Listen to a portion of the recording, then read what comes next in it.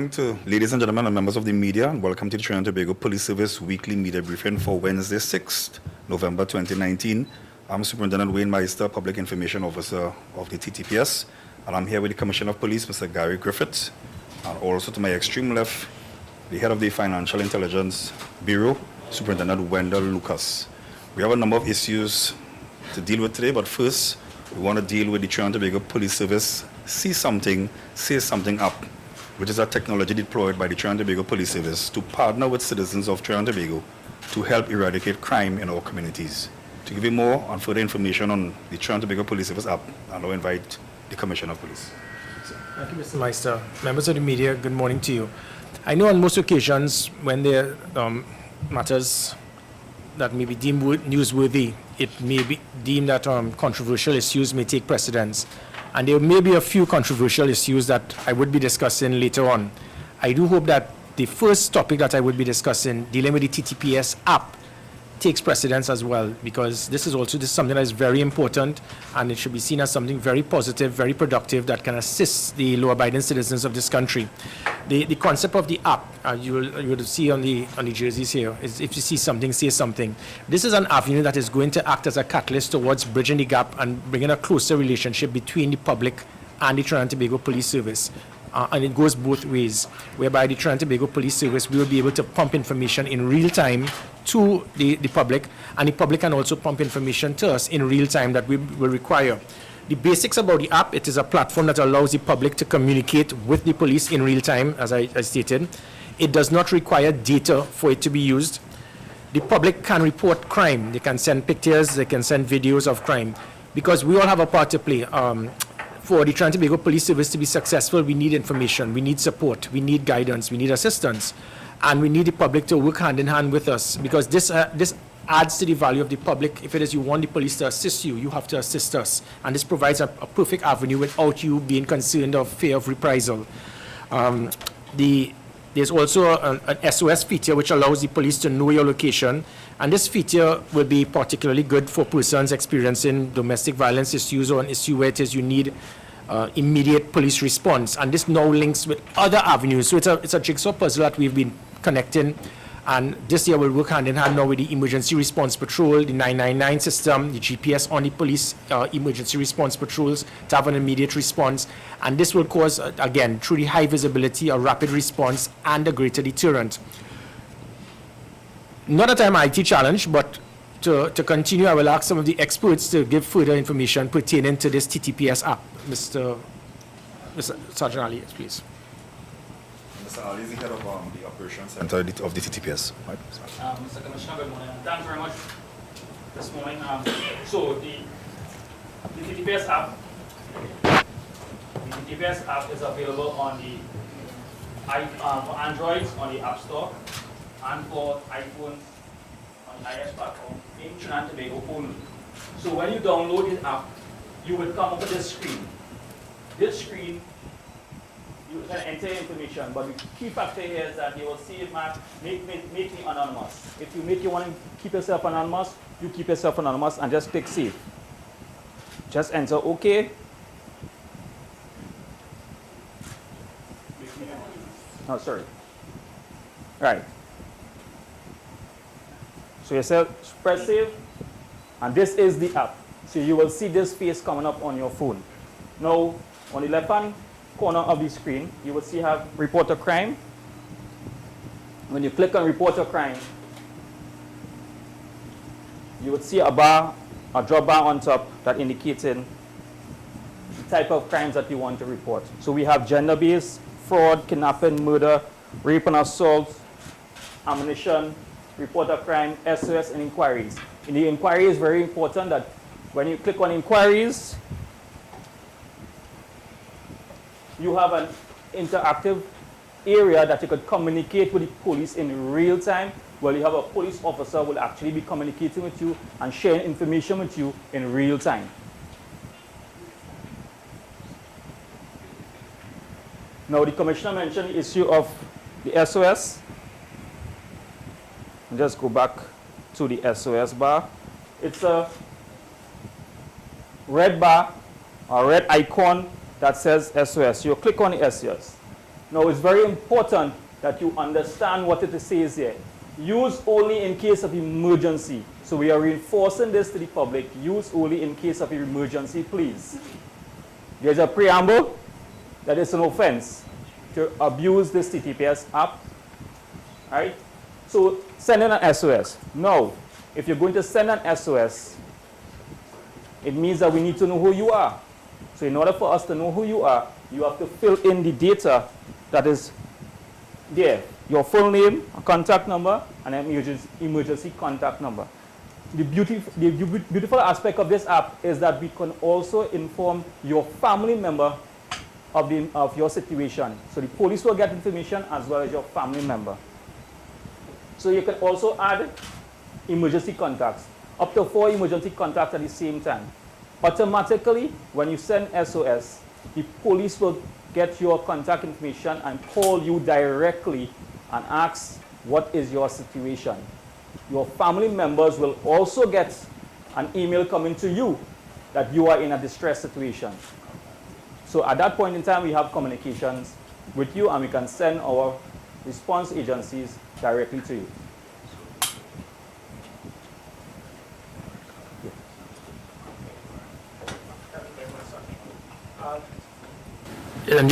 And again, with this now, this is the stepping stone towards a second development that will be launched in January, which has to do with online reporting. The concept of online reporting, you would have heard my statements in the past where I think we are police station heavy. The days of every time there's a situation, persons feel that well, at this time you have to go to a police station. Police service must now be a delivery service. What we are doing is trying to get persons to avoid having to go to a police station. The less police stations, the more police officers will be out in the street. And because of this era of technology and systems, it can afford that if there's a situation where it is you have a report to deal with a matter of fraud, domestic violence, robbery, you go online and then it can immediately, it will then be sent to that relevant unit for the officers to then come to that location. So we are turning it into a delivery service. If it is that there's something immediate, an effective 999 working with GPS tracking and ERP vehicles will respond, and it will respond based on the level of prioritization, level 1 to 4. As it pertains to this other matter, that the online reporting is going to assist persons instead of having just to go to a station, and then if you have a fraud matter, it goes to a station, it must then be transferred to the relevant department in fraud. So this year it will just be the first towards, again, in the era of technology, the Trinidad and Tobago Police Service. This is part of our transformation. This is part of the modernization of the Trinidad and Tobago Police Service. And I give you the assurance this is going to play a very big part towards enhancing the productivity of the Trinidad and Tobago Police Service in protecting and serving with pride. And as it pertains to that, this will also we'll be pumping out information to the public.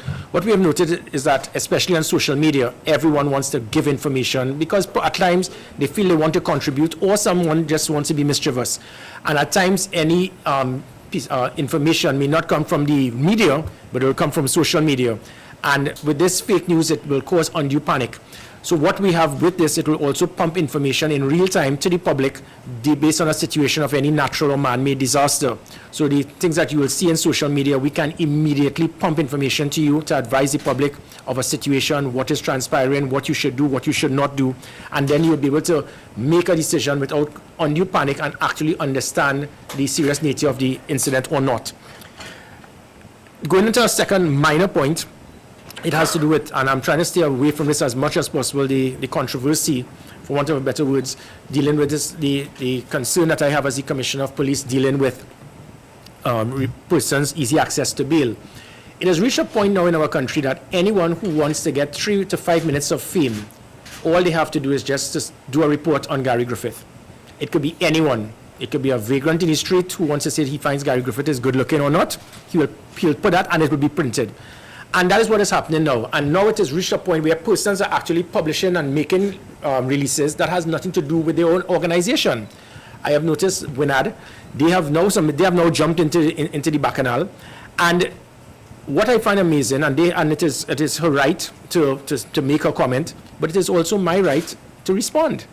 And when people say, well, I shouldn't do it as the Commissioner of Police, well, then again, that is not democracy, that is hypocrisy. People have a right to say what they want, and if I'm trying to clarify a matter, people may be offended. What I find that Wynad should do and should have noted was a simple matter like this. If you're looking out for rights for women, now we have a system where you can have an SOS panic button to protect women from any situation, where we have now an immediate police response. I will expect that they would focus on the issues that the police service have done to help females over the last few months. We are speaking about the launch of a gender-based violence unit that is going to look after the well-being of women to ensure that if they're persons who will have restraining orders, that it will be enforced. That if women now have any concerns about domestic violence, instead of having to go to a police station, we have now launched a unit that they will go straight to the homes to ensure a degree of confidentiality to avoid embarrassment. That is what you will think that Wynad would have made us a comment on. Or the fact that the police service, we have freed women from being held by kidnappers, or young female children who have been held as prostitutes, or women who have been sexually abused, women who have been dealt with from illegal immigration, human trafficking. But you never heard a word from Wynad on these matters, which is amazing. But what they want to speak about is a concern that I have, that if persons can have easy access to bail, they can go back out onto the streets and probably hurt, abuse, or even kill women. So I think it is rather interesting, and I would advise Wynad to look at what the meaning of Wynad is, and that is what Trinidad and Tobago Police Service we are doing. We are looking after the rights of women as well as all the law-abiding citizens in this country. So Wynad they have their right to state what they want, and they would get their 3 minutes of fame. On more important matters, I'd like to now to move to the election campaign. Just 2 or 3 quick points before we go on to other matters pertaining to investigations, i.e. gates. Usually in the election campaign, persons believe that it is their right to do what they want. Stick posters, stick signs, deface property. I'd just like to make note, I wish to remind all citizens and groups that the rule of law must be maintained during the election period in the lead up to the local government election. As the Commissioner of Police, yes, we will be very flexible, but I do intend to ensure that the Trinidad and Tobago Police Service, we do what is required to uphold the law of the land. And that also involves damage to personal property, and I wish to advise pertaining to Chapter 1102, Section 25(1) of the Summary Offences Act. And it states any person who willfully or maliciously commits any damage to any real or personal property whatsoever, either of a public or a private nature.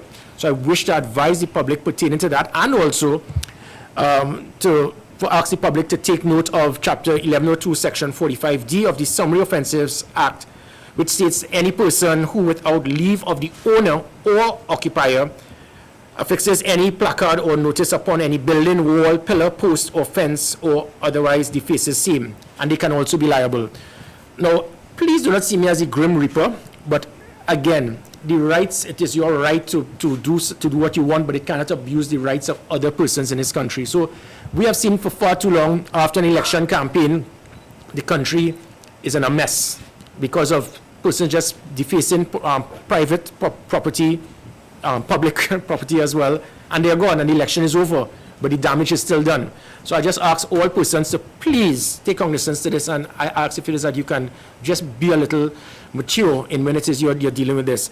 And again, I would also like to take this opportunity. I have asked officially now, I have spoken to all political parties that because of an election, you do not need permission from the Commissioner of Police to have a meeting.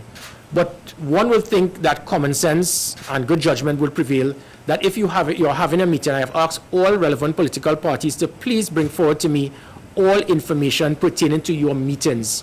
It's not that I want to know your business. It's not that I want to attend the meetings.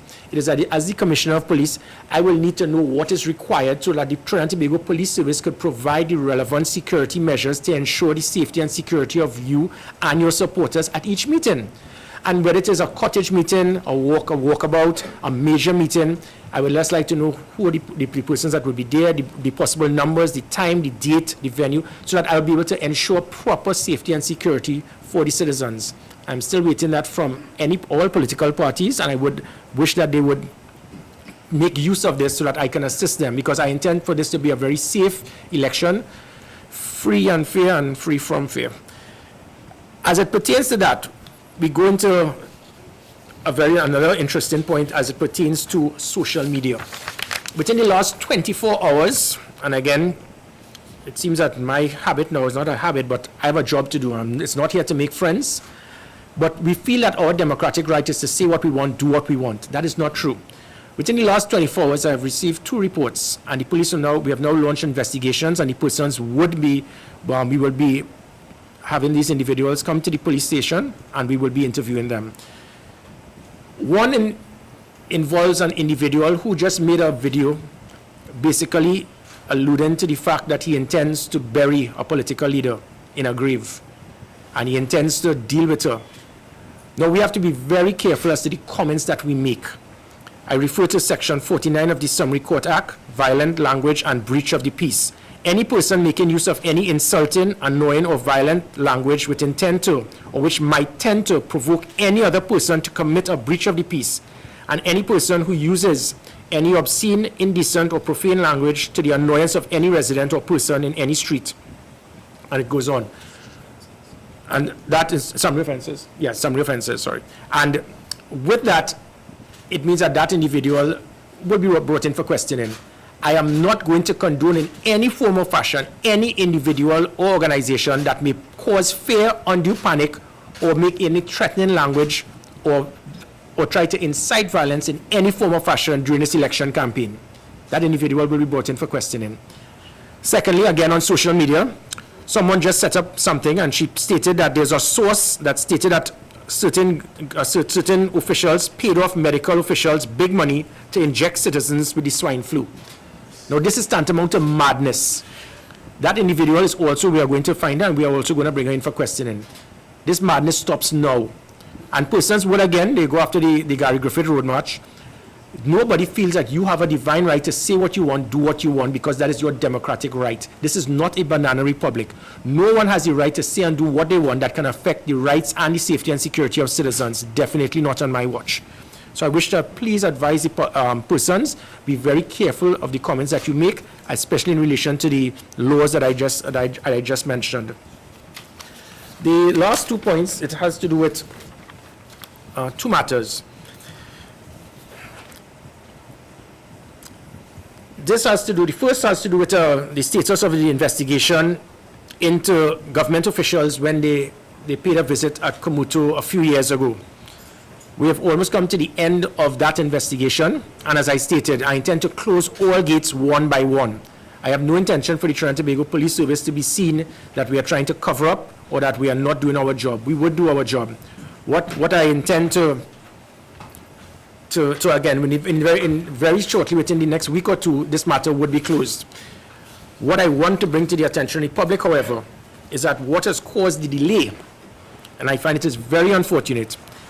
In October 2016, official correspondence was submitted to the Chief of Defense Staff requesting the Board of Inquiry pertaining to this matter. This was in October 2016. It was sent to the then Chief of Defense Staff. 3 years later, we have not even received the common courtesy of a response from the Trinidad and Tobago Defense Force. 2 years after that, on May 11, 2018, another Chief of Defense Staff took office. Similar correspondence was then submitted to him, asking for the same thing, for a Board of Inquiry. Not even the common courtesy of a response. No, I have no intention, again, I'm fighting enough wars. I have no intention to fight a war now with the Defense Force. But this is totally unacceptable. As the Commissioner of Police, I'm just bringing this to your attention. I'll be writing to the 3rd Chief of Defense Staff. After 3 strikes, somebody will be out. Because we have asked for information that can assist us to deal and close a matter, and it has not been dealt with. We'll be writing to the 3rd Chief of Defense Staff. We'll be asking for the contents of that Board of Inquiry. And then from there, I give the assurance to the public that this matter will be closed one way or the other. The final matter has to do with the recent allegations that were actually made in Parliament by a certain MP over another member of Parliament who also happens to be the Prime Minister of Trinidad and Tobago. On Tuesday, the 9th of October 2018, a member of Parliament, during his contribution to the budget, allegations were made against the Honorable Prime Minister, Dr. Rowley, that he was involved in some nefarious bank transactions involving large sums of money into a certain account held at a certain bank in Miami, Florida, in the name of Keith Rowley, and evidence of this was contained in an email. The Trinidad and Tobago Police Service, again, with all matters, we are not, the Trinidad and Tobago Police Service, we are not going to be a dog that barks at every car. I give you the assurance that on every platform you will hear accusations. I need to verify if these accusations will be worthy of the Trinidad and Tobago Police Service conducting an investigation or not. In this situation, we conducted an investigation. There are preliminary findings. I will ask Mr. Lucas you'll be able to see something, right? The initial preliminary findings has stated that in regards to the allegation made by that member of parliament on the Honorable Prime Minister, the findings have revealed preliminary findings. There was no nexus between the subject and the account number identified in that case summary based on the account. And there was no identified transaction between the subject and the other subjects identified. And this is subjects 2, 3, and 4. I will ask Mr. Lucas, who is the head of the FIB, to elaborate on this. Thank you, Commissioner. This matter continues to be ongoing. It's an investigation. We have not closed the investigation, but the Commissioner has mentioned that there are preliminary findings, which, as he indicated, shows no nexus between the Prime Minister, the account numbers, and the persons mentioned in that contribution by the Member of Parliament. We are continuing to work with our stakeholders, the Financial Intelligence Unit, and our foreign counterparts in order to bring closure to this matter. I surmise that within short order, we would be able to bring closure finally to this matter. You would recall that this matter started way back in October of 2018, and an investigation by the Trinidad and Tobago Police Service had started in earnest during that period, and it was primarily being conducted by the fraud squad. The Financial Investigations Branch have been charged by the Commissioner of Police to continue investigations in this matter with a view of bringing closure to this matter. We are about continuing this investigation, and as I indicated, within short order, we should be able to bring closure to this matter. But as it stands right now, the preliminary findings does not support the allegations that were made. There's no nexus between the Prime Minister and the account which was stated by the Member of Parliament. Okay, thank you very much, Mr. Lucas. Well, that is it. I do hope that after all of this, the TTPS app also has prominence, hopefully. Any questions? Please identify yourself, please, at the media house. Thank you. About the app, yeah? I'm sorry? About the app, you're going to ask? Yeah, right. Honestly, I'm from TPS. No, I actually want to find out, in terms of the SOS feature on the app, is it that you can enter the information beforehand without, being in a situation, and then you just press that button once you are in a situation? Yes, you can. Ms. Sergeant Ali, if you... Yes, so that is exactly true. So when you download the app, this feature allows you to enter your information in advance, as well as up to 4 contact information that your contact persons that you want, right? So once you send the SOS now, it means that you have identified yourself. We know who sent the information and can send it to you. And what feature is there to, prevent a person pressing that button by mistake? Can you, if you do, what do you do in that situation? All right. So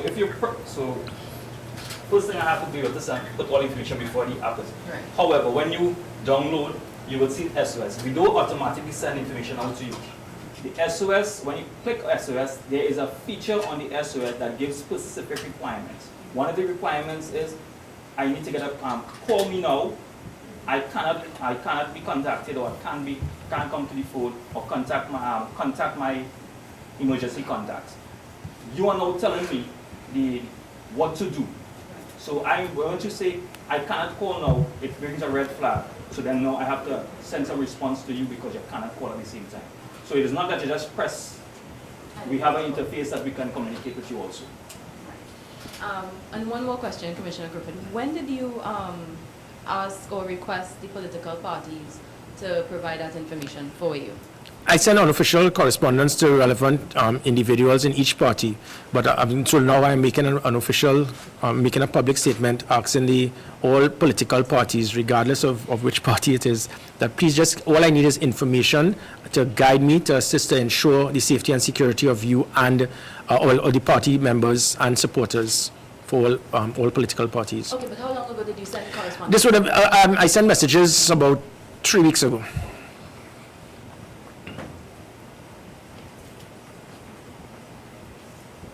That's it? Excellent.